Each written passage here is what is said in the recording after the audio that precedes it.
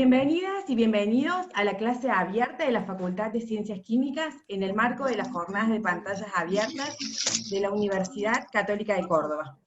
En este espacio virtual, que está pensado como una clase abierta, donde abordaremos el tema de bioquímicos, farmacéuticos, tecnólogos en alimentos en tiempos de pandemia. Estará a cargo de docentes de la Facultad de Ciencias Químicas. Le voy a dar la bienvenida al decano de la facultad, Magíster Federico Giraudo, quien junto con el secretario de grado y directores de carrera nos van a acompañar y van a presentar a nuestras disertantes. Les recordamos que las consultas o dudas que vayan surgiendo, al final de la presentación vamos a armar un espacio para responderlas y habilitar, por supuesto, el chat. También agradecemos a las personas que se han conectado de otras latitudes, en este caso de otros países, de nuestro país y por supuesto de Córdoba y del interior de nuestra provincia. Sean todos muy bienvenidos y adelante, por favor, Federico. Como no, muchas gracias Karina, buenas tardes para todos. Soy el decano de la Facultad de Ciencias Químicas. En nombre de la facultad les doy una muy cordial bienvenida a esta charla abierta que esperamos que pueda ser de su interés. Así como lo presentaran, es para nosotros importante poder compartir con ustedes este contexto de pandemia acerca de las carreras que dictamos en la facultad, que nuestros profesores son considerados profesionales esenciales en este contexto. Tanto los químicos, los farmacéuticos, los licenciados en tecnología de los alimentos son considerados profesionales esenciales. La charla tiene la particularidad de muy amena, esperamos para todos, y en primer lugar lo va a hacer la doctora Pamela Bertoldo, quien se va a referir a la profesión farmacéutica, fundamentalmente en el ámbito de la farmacia asistencial. Posteriormente lo hará la licenciada Laura Calderón, quien es profesora y docente de la licenciatura en Tecnología de los Alimentos, con gran experiencia a nivel industrial, fundamentalmente orientado al área de oleaginosas. Y para finalizar la charla, la doctora Maribel Martínez Guasaf lo hará desde el punto de vista del bioquímico. Ella justamente especializa en el área de virología y ejerce su profesión en este ámbito, por lo cual nada más actual en este contexto para poder compartir con ustedes. Entonces, más, con la doctora Pamela Bertoldo, así empezamos la jornada. Muchas gracias. Hola, buenas tardes. Voy a poner compartir mi pantalla. Buenas tardes para todos. Muchas gracias por convocarme para esta actividad. No solo soy docente de la Facultad de Ciencias Químicas, sino que aparte soy egresada, soy farmacéutica y bioquímica, egresada de la Universidad Católica de Córdoba, o sea que hace prácticamente una vida que comparto el ámbito de esta universidad. Yo les voy a contar un poco en qué se desempeña un farmacéutico de hospital, que es el ámbito de mi ejercicio de trabajo desde hace más de 20 años. Y para contarles qué hemos hecho los farmacéuticos de hospital en este contexto de pandemia COVID, necesitaría explicarles brevemente qué es lo que hacemos habitualmente, porque la verdad que por ahí no todos tienen conocimiento de qué hace un farmacéutico en un hospital. Todos saben qué hace un farmacéutico cuando uno va a una farmacia, a una oficina de farmacia, y va a buscar un medicamento, pero es un poco diferente lo que hacemos en los hospitales. Normalmente el farmacéutico de hospital de lo que se encarga es, primero, de colaborar en el grupo de trabajo multi e interdisciplinario con los médicos, con enfermeros y con otros profesionales de la salud, para seleccionar lo que nosotros denominamos el arsenal terapéutico, o sea, qué medicamentos vamos a tener en nuestros hospitales. Y esto varía en cada uno de los hospitales donde uno trabaje, en función de la población que nosotros vamos a atender. Entonces no será lo mismo el arsenal terapéutico que necesitamos si nuestro hospital atiende solamente emergencias automovilísticas o algún tipo de urgencias, que si trabajamos en una maternidad o que si trabajamos en un hospital donde hay solamente enfermedades infecciosas. Una vez que tenemos seleccionado todo ese arsenal, o sea que decimos qué es lo que queremos o qué necesitamos para poder responder a las necesidades de nuestra población, debemos asegurar la provisión. Es decir, que somos aquellos profesionales que aportamos nuestra formación técnica para decir de lo que hemos seleccionado qué corresponde a la mejor calidad para la atención de esos pacientes. Quiere decir que de esa forma es como que ya estamos listos para poder atender a los pacientes y darles la medicación. Esto de darles la medicación para nosotros tiene un nombre especial porque está relacionado a la formación que tenemos. Entonces no es un simple dar o entregar medicación, sino estar entregando un compuesto que está asegurando la salud del paciente. Por eso nosotros nos referimos a esta actividad como la dispensación de medicamentos, y esa dispensación la hacemos tanto a pacientes internados como ambulatorios. En algunas circunstancias, y dependiendo del hospital y de la complejidad que tenga nuestro hospital, tenemos que hacer formulaciones, tenemos que preparar fórmulas, que las denominamos magistrales porque las preparamos en nuestros laboratorios, y dependiendo el laboratorio y el alcance de nuestro laboratorio, estas formulaciones podrán ser estériles o no estériles, o sea que tendrán una mayor o menor complejidad dependiendo qué fórmula estemos preparados para hacer. Una vez que nosotros pudimos asegurar y dispensar esa medicación, algo que hacemos es seguir al paciente para asegurarnos de que esa medicación haga el efecto terapéutico para el cual se ha prescrito. Y esto es lo que denominamos atención farmacéutica, y que es aplicar clínicamente todo lo que hemos aprendido en la universidad, en farmacología, para poder saber específicamente si esa indicación médica, esa prescripción, como le decimos desde el término médico, que se le ha hecho al paciente, está dando los beneficios terapéuticos, que eso ayuda a cumplir el objetivo terapéutico, o si está causando, digamos, alguna reacción que no esperábamos, que se denomina una reacción adversa. De esta forma, nosotros nos incorporamos de nuevo al circuito de atención del paciente con los médicos, con los enfermeros, los bioquímicos, los kinesiólogos, para poder asegurar que este paciente recobre o recupere su salud. Otra de las actividades que se hacen dentro de la farmacia hospitalaria es tener a cargo la central de esterilización. La central de esterilización es la unidad que prepara todos aquellos productos que van a ser utilizados para cirugía, que en general están relacionados a la vestimenta y a todo lo que son las cajas con el instrumental que va a utilizar el cirujano para realizar la cirugía.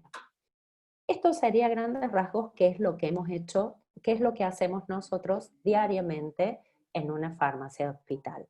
Ahora, ¿qué pasó durante la pandemia? ¿Qué es lo que hemos tenido que hacer los farmacéuticos de hospital?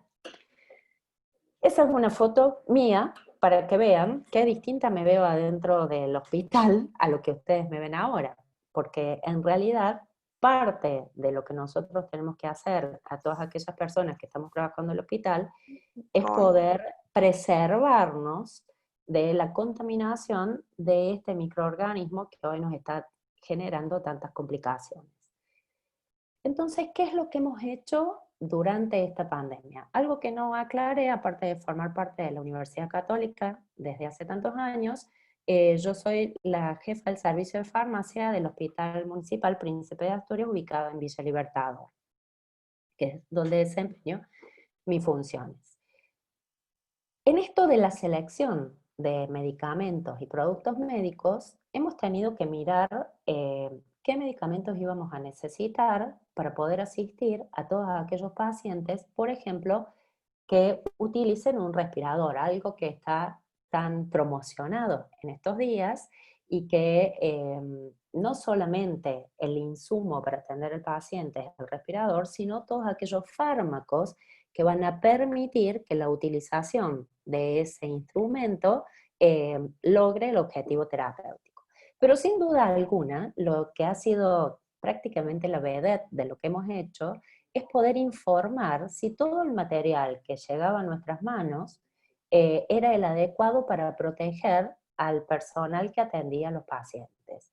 Y por eso ustedes ven ahí estos barbijos, ¿no? Porque ha sido parte de nuestro gran aprendizaje. Si ustedes nos hubieran preguntado a los farmacéuticos de hospital el 1 de marzo si un barbijo era algo que nos afectaba en el trabajo diario, hubiéramos dicho que no. Imagínense que nosotros entregamos aproximadamente dentro del hospital para la atención de los pacientes alrededor de 4.000 barbijos mensuales. Entonces tenemos que asegurar, por ejemplo, que estos barbijos son exactamente los que necesita el profesional, no solamente para protegerse a sí mismo, sino para proteger a aquellas personas que va a asistir.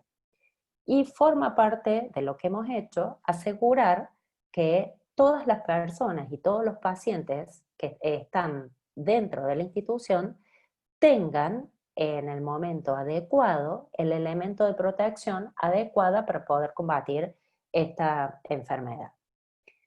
En lo que es la dispensación, esto de la entrega a los pacientes internados y ambulatorios, prácticamente no tuvimos modificaciones en los pacientes internados, porque en la mayoría de los hospitales es como que realmente la gente está concurriendo frente a una necesidad real, pero sí tuvimos que ser muy ingeniosos en la atención de nuestros pacientes ambulatorios, porque nuestros pacientes ambulatorios, como pasa en la mayoría de los hospitales, son personas que están en tratamientos crónicos y en general este grupo de pacientes tienen algunas enfermedades que podrían ser, digamos, o que podrían causar complicaciones frente a una infección por COVID. Entonces tuvimos que ser muy creativos al momento de decir dónde íbamos a atender estos pacientes ambulatorios y cómo los íbamos a atender. Nosotros tenemos pacientes que tienen hipertensión arterial, pacientes diabéticos, pacientes que viven con el virus del HIV, pacientes en tratamiento psiquiátrico. Entonces, ideamos un sistema de entrega para que el paciente solamente venga rápidamente a retirar los medicamentos de sus tratamientos crónicos y en aquellos casos que pudimos hacerlo, le aseguramos el tratamiento durante 2 meses. De esta forma, evitamos que las personas tengan que trasladarse hacia el hospital a retirar sus medicamentos y hemos autorizado eventualmente a que lo retire un familiar de forma tal que la persona que realmente esté enferma no asista al hospital.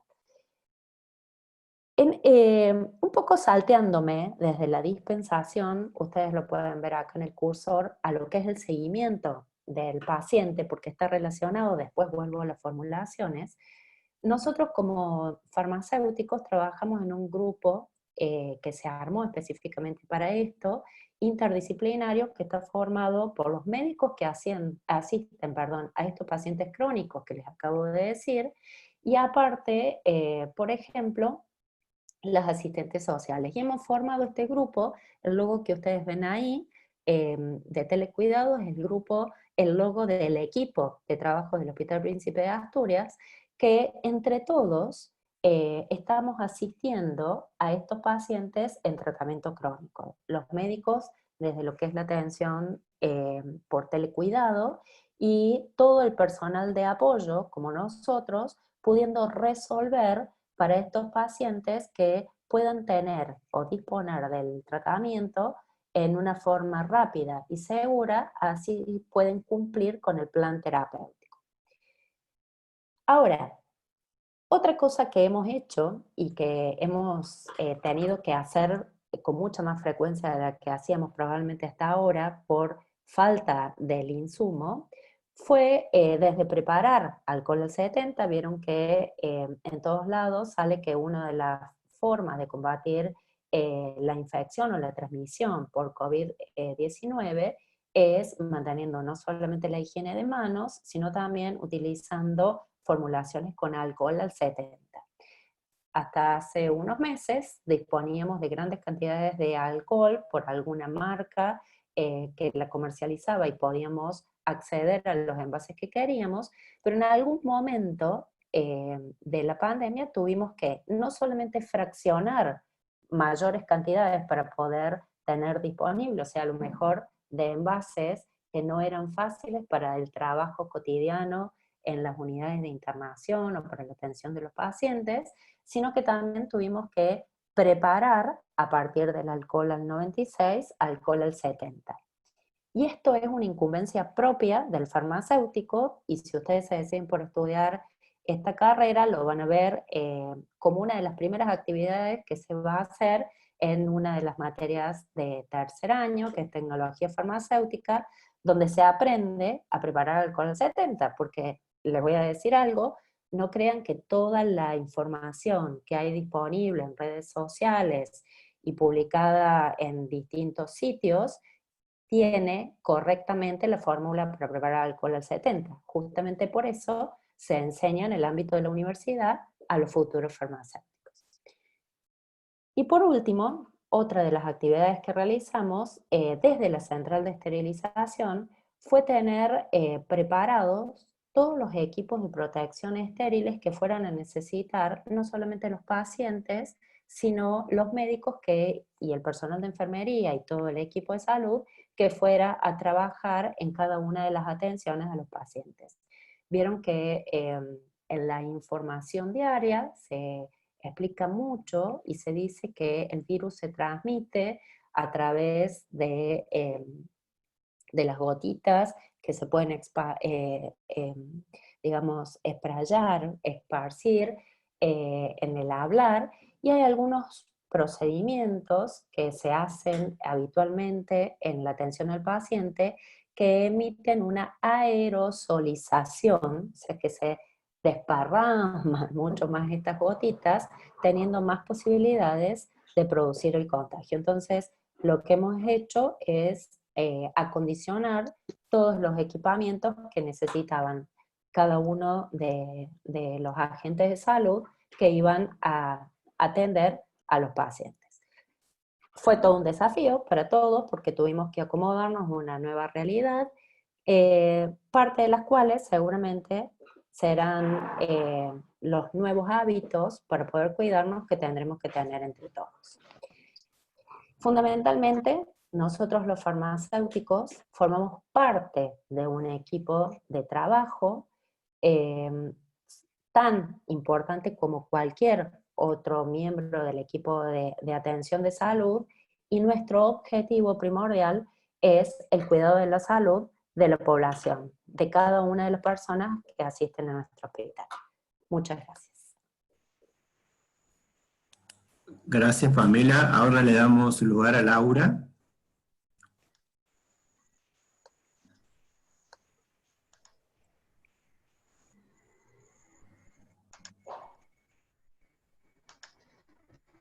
Bueno, buenas tardes. Muy interesante la charla de Pamela. Gracias por este espacio. Y bueno, como ya dice acá en la placa, yo soy licenciada en Tecnología de los Alimentos, egresada de la Universidad Católica en el año 2006, y me desempeño en el área de Tecnología de las oleaginosas. Soy docente de la universidad y también soy responsable técnico en varias industrias, y principalmente en la parte de tecnología de oleaginosas, en la firma Eduardo Luso, Geval y otras más, que elaboran expeller y aceite de soja, ¿sí? Es una cadena de suministro desde el campo hasta la industria. Entonces, nosotros como tecnólogos en esta etapa COVID, en esta situación sanitaria que nos toca atravesar, se denominó y se designó que la industria de los alimentos era fundamental proveer alimentos de forma constante. Entonces, el compromiso nuestro desde la industria fue generar todas las estrategias necesarias para que haya un suministro constante de alimentos, ¿sí? Alimentos seguros, tanto para el consumidor, también brindar espacios de trabajo en la industria, porque tenemos el constante desafío de preservar la salud del consumidor y también la salud ocupacional del operario, generando protocolos, ¿sí? Generando espacios de comunicación diferente a lo presencial. Se tiene constantemente, es algo que la industria ya está preparada, la industria de los alimentos en cuanto a la inocuidad y a la preservación desde el alimento al consumidor. Acá nosotros nos comprometemos a que el alimento sea inocuo y también las formas de trabajo y desempeño de la industria pueda preservar la salud, ¿sí? Entonces tuvimos que armar protocolos, adaptarnos a esta nueva forma de trabajo, tanto a cómo el operario del sector de lo que es los mayores de edad, las personas en riesgo, hacer estrategias de trabajo que nos permitan el suministro constante de alimentos. Dentro de estos protocolos también se trabajó desde la parte del manipulador, qué cuidado personal tiene que tener, la rigurosidad y la secuencia del lavado de manos, la conducta personal,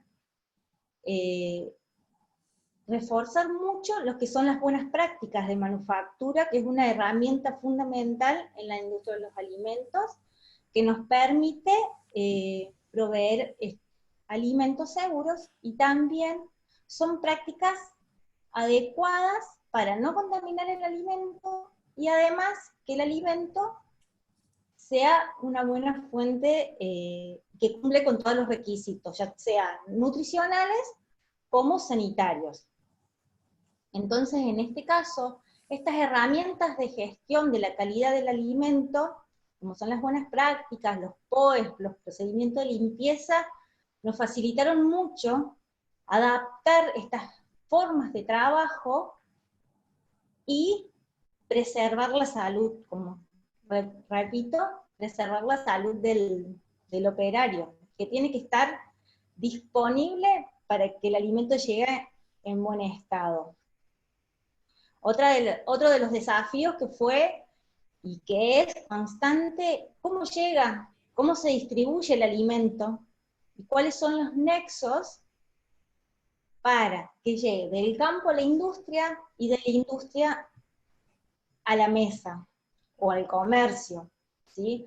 El transportista es el que nos traslada desde distintos puntos del país, y también de los países limítrofes, porque hoy en día en la empresa donde estoy desempeñándome, estamos haciendo exportación, y las medidas de cuidado que tienen nuestros operarios cuando recibimos un transportista es muy, muy rigurosa, haciendo todo un protocolo de control de temperatura, lavado de manos, que el conductor no puede descender del camión. Se hace toda una documentación especial para hacer el seguimiento desde que sale hasta que llega. Se monitorea, se hace todo un seguimiento muy riguroso para preservar tanto que el alimento llegue en buenas condiciones en tiempo y en forma, ¿sí? Entonces, cada uno de estos eslabones es fundamental cuidar y hacer hincapié y hacer foco en todos los procedimientos que la industria, en este caso, bueno, la parte de las oleaginosas, que es en donde yo me desempeño, tuvimos que reforzar y afianzarnos mucho más desde el área de de la inocuidad alimentaria.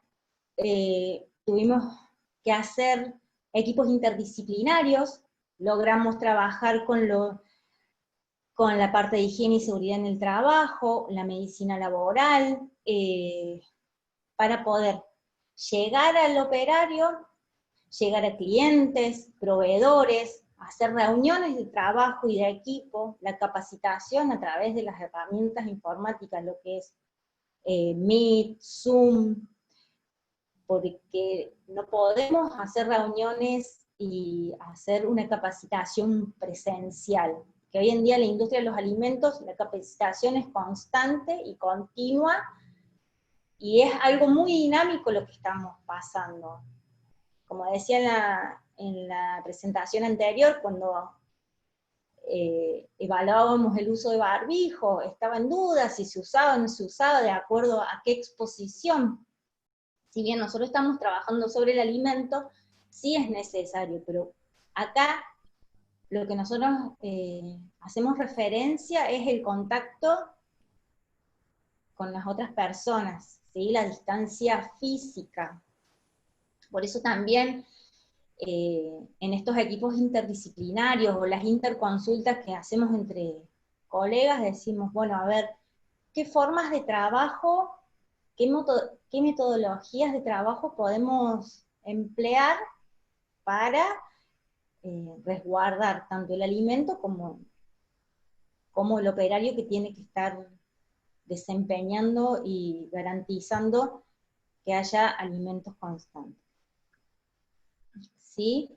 Entonces, en estas prácticas higiénicas se hizo mucho hincapié y se hace mucho hincapié en el lavado de manos, la distancia física, generar en el puesto de trabajo, ¿sí? Donde teníamos operarios que teníamos 4 en una línea de producción, y bueno, se tuvo que evaluar qué formas de distanciamiento podíamos aplicar, y se pueden aplicar, para evitar un contacto estrecho, ¿sí? Bueno, barreras físicas, grupos de trabajo. En una de las industrias se adoptó formar cuadrillas de trabajo, en donde se van rotando turnos y grupos de trabajo, para no exponer y para preservar, como siempre se dice, tanto la continuidad del suministro de alimentos, como también tener quién va a manipular, quién va a procesar, ¿sí? Entonces es fundamental un cuidado entre todos, o sea, que cada una de las áreas, tanto de producción, administrativas, de logística, como es el transporte, generar esa conciencia de este espacio. Otra de las situaciones que tuvimos, la industria de los alimentos siempre recibe constantes auditorías, recibe inspecciones. En esta situación tuvimos que detenernos, plantear con el equipo interdisciplinario, generar nuestro propio comité, en donde establecer pautas de trabajo a la distancia. ¿Qué políticas tenemos que tener entre nuestros proveedores, entre nuestros clientes, que mandan a auditar la industria para garantizar la calidad del producto?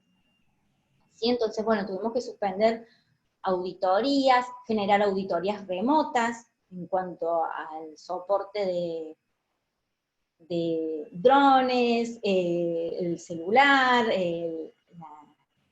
la virtualidad de hacernos amigos. También el tema de las visitas a planta, tuvimos que, bueno, suspenderlo porque es algo, las visitas didácticas, en donde el chico afianza todo ese recorrido teórico, al visualizarlo en la práctica, era fundamental en nuestra tarea docente.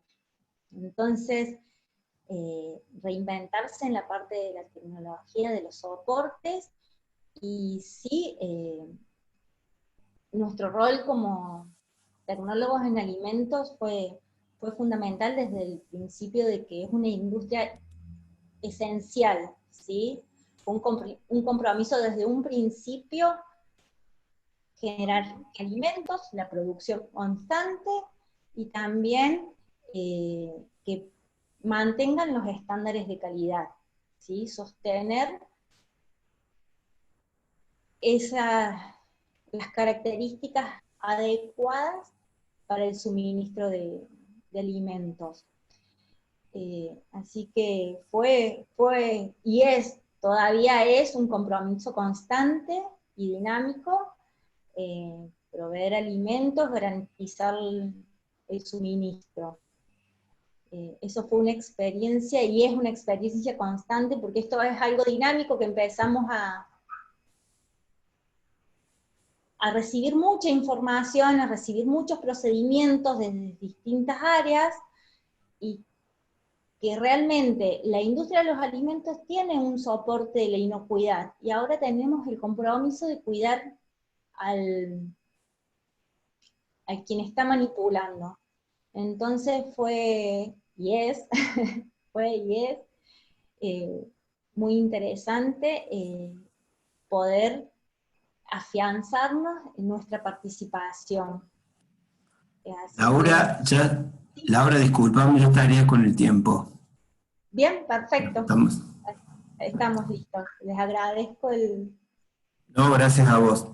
Ahora le damos el lugar a la doctora Maribel Martínez Guasap.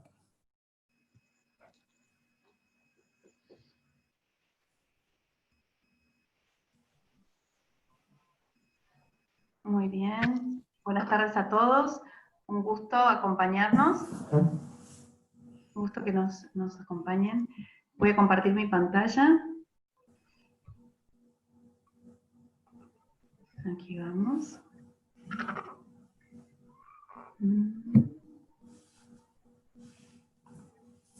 Muy bien. Para empezar desde el principio, buenas tardes a todos. Como bien lo presentaron, acá somos como parte de un todo. Yo soy bioquímica, farmacéutica, y también doctora en bioquímica. Las tres carreras las cursé en la Universidad Católica de Córdoba, y después, una vez que entré, ya no me fui, y continúo siendo docente e investigadora también de la casa. Es mi segundo hogar. Y a su vez me desempeño en un laboratorio de análisis clínico, de análisis humanos y veterinarios, y soy responsable del departamento de virología de ese laboratorio, que es LAS Laboratorios, es un laboratorio de análisis clínico privado acá en la ciudad de Córdoba. Siempre me gusta arrancar diciendo, cuando me preguntan, o mi hija me pregunta, ¿qué hago? En realidad es difícil explicarlo cuando uno dice que trabajamos con algo que no se ve. Y si algo hemos aprendido en esta pandemia es que hay muchas cosas esenciales que son invisibles a los ojos, como lo explicaban en el Principito. ¿Qué es lo que hacemos los bioquímicos? Tenemos un abanico muy grande de posibilidades donde podemos ejercer nuestra función. Análisis clínico es como el rol clásico en el que podemos desempeñarnos, ya sea de análisis humano, que eso es lo tradicional, y se ha ampliado mucho la barrera hacia dónde podemos llegar, y ahora hacemos también análisis de pequeños animales y grandes animales para distintas competencias, y puede ser para el análisis de mascotas, o también para análisis de reproducción o de competencias en distintas clases de animales grandes, digamos. También se hace todo lo que se refiere a análisis de materiales, para lo cual también está una parte muy grande de control de calidad de distintos alimentos, productos industriales, y también líquidos residuales, agua de bebida. Hay un montón de materiales. Todos los materiales que sean aptos, digamos, para consumo necesitan un análisis especializado. Y para eso entramos en juego los bioquímicos. También participamos, somos miembros del equipo de salud, junto con médicos, farmacéuticos, nutricionistas, hay un montón de gente que participa en pos de buscar y preservar la salud de la población. Entonces nosotros nos metemos de lleno en el diagnóstico y seguimiento de enfermedades, de distintas infecciones, y en el seguimiento del paciente una vez que es diagnosticado durante la etapa del tratamiento y posterior en su recuperación. Y también una función clave que tenemos los bioquímicos es estar involucrados en la validación y evaluación de distintos reactivos de laboratorio y equipamientos de laboratorio para decir que realmente lo que dice el fabricante es cierto o no.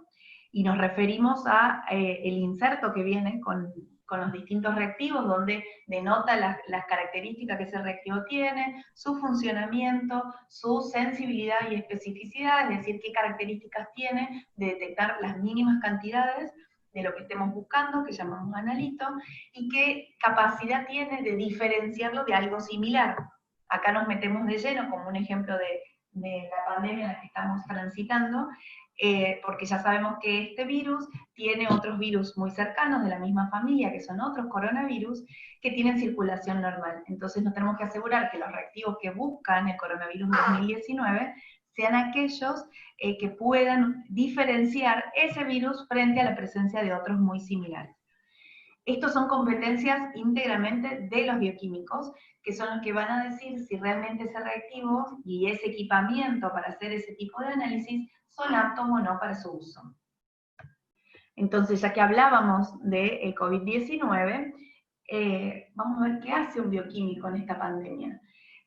Sabemos que COVID-19 es la sigla, digamos, de la infección, en la enfermedad, ¿sí?, de coronavirus 2019, es un virus que se llama SARS-CoV-2. Entonces, ¿en qué estamos involucrados directamente como bioquímicos?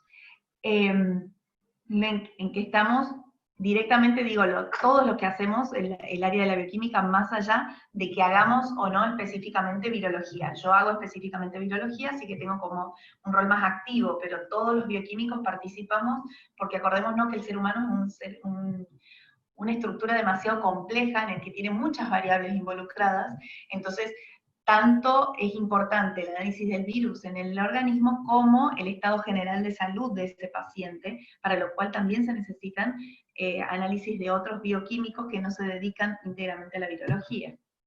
Entonces, hablando específicamente de esto, digamos, en qué estamos involucrados los bioquímicos dentro de la pandemia de COVID-19, hay una cadena de información y de necesidades para lo que es todo el tratamiento de lo que llamamos casos sospechosos, y tenemos como primer paso una notificación de casos sospechosos.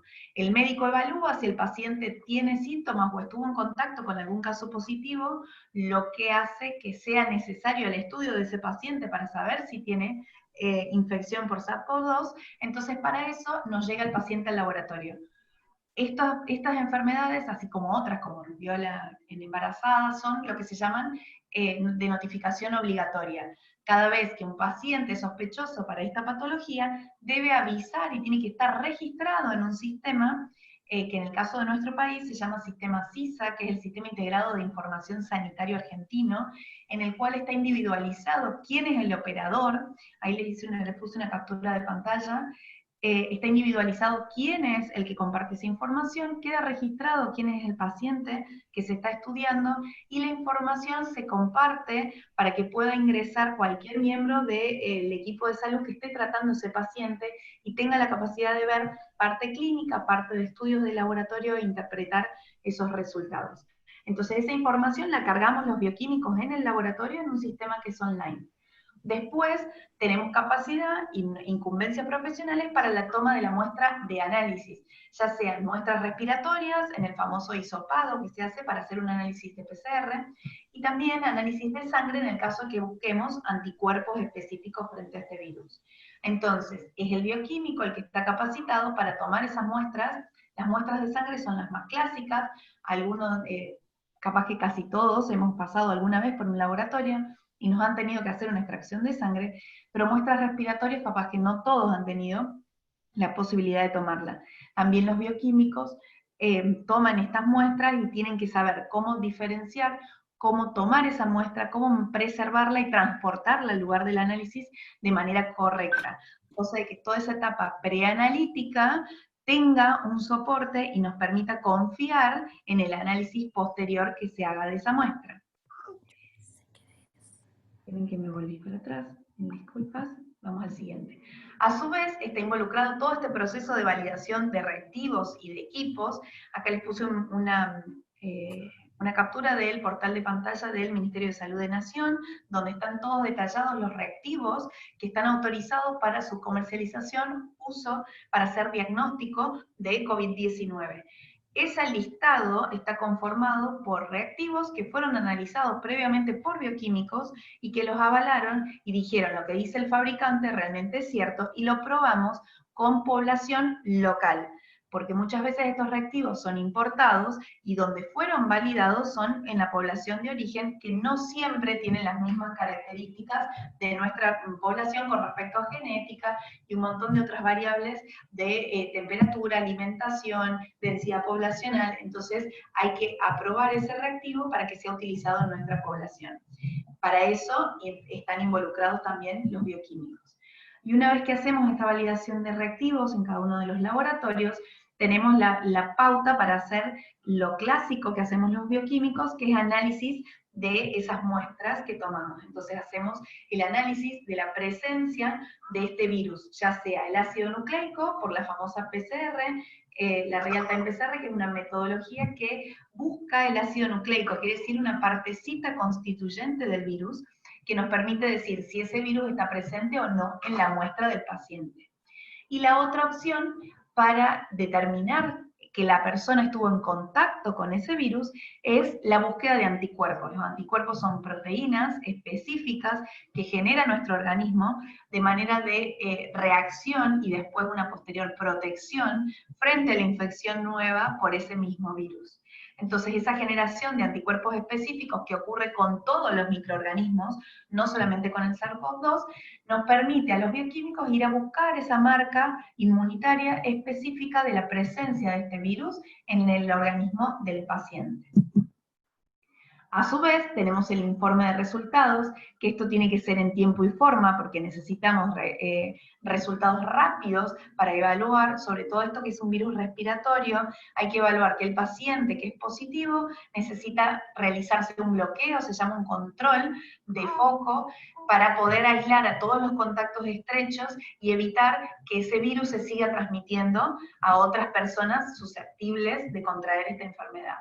Y a su vez, así como arrancamos la rueda diciendo que había que notificar el caso sospechoso, también hay que hacer esa notificación del resultado, ya sea resultado negativo o resultado positivo, también online, para que esté disponible para la información y que se puedan tomar información y decisiones con esa información. Entonces, ese análisis de resultados, que es el que nosotros cargamos vía online, laboratorios privados como públicos, nos permite generar estadísticas específicas, que son las que se publican todos los días con el número de casos, y poder evaluar las famosas curvas de transmisión de resultados y ver cómo estamos parados frente a la pandemia. A su vez, esos datos son importantes para poder saber si el equipo de salud necesita tomar alguna otra precaución o alguna otra característica o función, o cambiar la manera de proceder, y para eso también desarrollamos dentro del equipo de salud, nos convertimos en agentes capacitadores del resto de nuestros pares del equipo de salud, para orientar cómo cuidarse y cómo cuidar a sus contactos estrechos. Y también, por último, con esta información de resultados y las capacitaciones que hacemos, tenemos la capacidad de asesorar a la toma de decisiones para las entidades gubernamentales, y porque estas decisiones las decisiones de salud pública son aquellas que permiten al Estado poder diagramar y hacer un estudio para saber qué, cómo, cuándo se usan distintos insumos, cómo distribuir esos insumos, más allá de la cantidad de pacientes infectados, sino también cómo distribuir. Cuando hablamos de insumos también hablamos de camas hospitalarias y ver dónde estamos parados. Por estos resultados de bioquímicos somos capaces de poder ayudar y brindar toda nuestra capacitación en pos de ayuda de lo que es salud pública. Y por eso creo que somos, así como el resto de los miembros del equipo de salud, somos parte de un gran equipo que estamos al servicio y salud de las personas, que en general somos como las hormigas que van por detrás y que son silenciosas, y que solamente nos vemos como reflejados y nos mostramos en momentos de crisis como esta, donde es hiper necesario que estemos todos conectados y trabajando juntos, porque cada uno de nosotros tiene un rol importante para poder preservar la salud de la población. Y ya nos hemos dado cuenta en el marco de esta pandemia lo importante que es y lo difícil que es conservar la salud de una población en estos momentos tan complejos. Así que me parece que los papeles que desarrollamos todos los miembros del equipo de salud es como que se ha permitido resaltar en este momento de pandemia, y vemos cuán importantes somos con el trabajo diario. Muchas gracias, y espero que los que estén pensando en estudiar algo del área de la salud tengan claro que somos muchos, porque somos una gran cadena desde el médico, el enfermero, el farmacéutico, el bioquímico, el tecnólogo, somos todos importantes en una gran cadena para cuidar la salud de la población. Así que creo que son carreras muy lindas para poder desarrollarlas. Bueno, le damos las gracias, Maribel, y no sé si hay alguna duda o alguna pregunta que quieran hacer. Dale, Gary.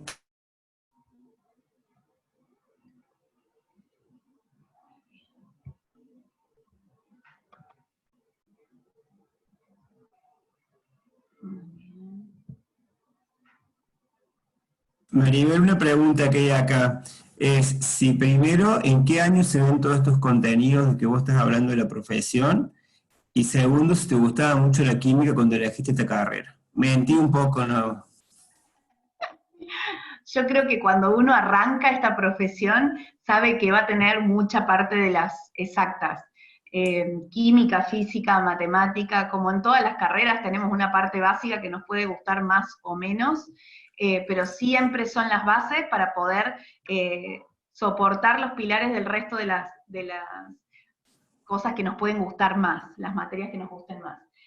A mí me gustó toda la vida la bioquímica, mi mamá es bioquímica, y así que desde chiquita lo vi, y no importa los cursos y los test vocacionales que hice, siempre me salía lo mismo, que tenía que ser bioquímica. Y me gustó siempre, me gustó mucho más, los últimos años de cualquier carrera son los que más gustan, porque son las que tienen materias específicas.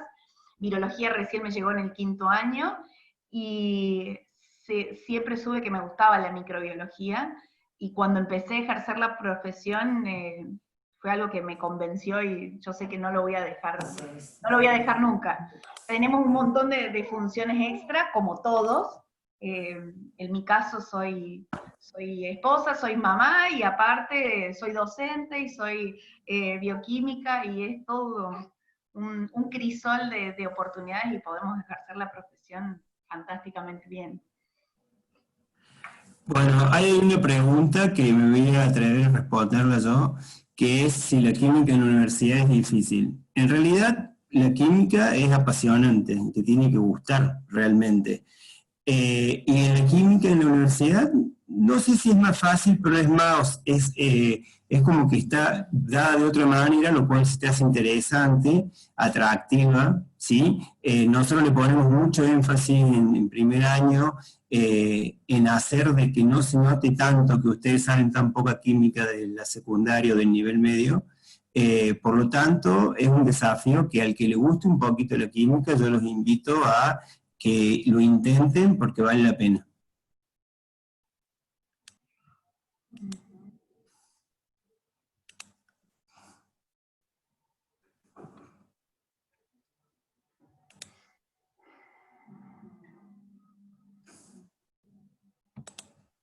¿Alguna otra pregunta?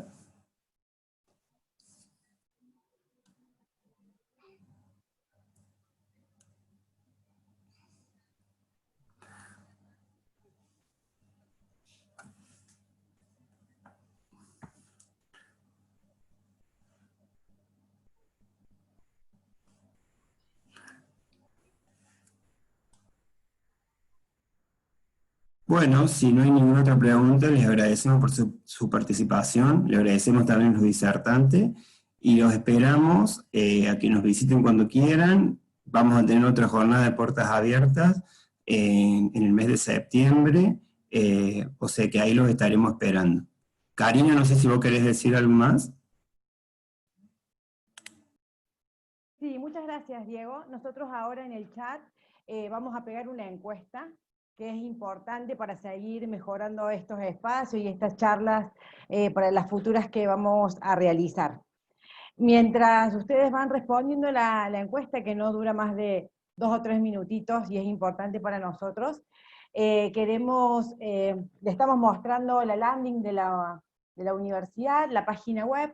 Ustedes pueden ingresar ahí y fijarse toda la información en cuanto a las próximas charlas que tenemos pensados en este mes de julio. Y ustedes se inscriben, después les llega el link, como pasó en esta charla de ciencias químicas. Y lo mismo, también nos pueden seguir en nuestras redes sociales, las oficiales de la universidad, donde van a encontrar toda la información acerca de lo que es el curso de ingreso, que ahora es en septiembre o en febrero, y ustedes ya se pueden inscribir, van a encontrar información de todo lo que es la vida universitaria. Toda esta información es para que ustedes puedan seguir y empezar a asomarse a su futuro.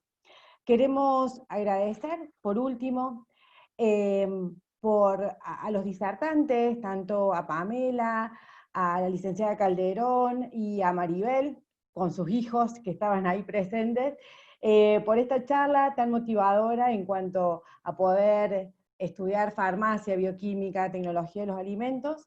También les damos gracias a las autoridades, tanto al decano como al secretario de grado, y queremos agradecer también a los asistentes este espacio y este tiempo que se han tomado para escuchar esta charla. Les agradecemos nuevamente y seguimos en contacto. Muy buenas tardes.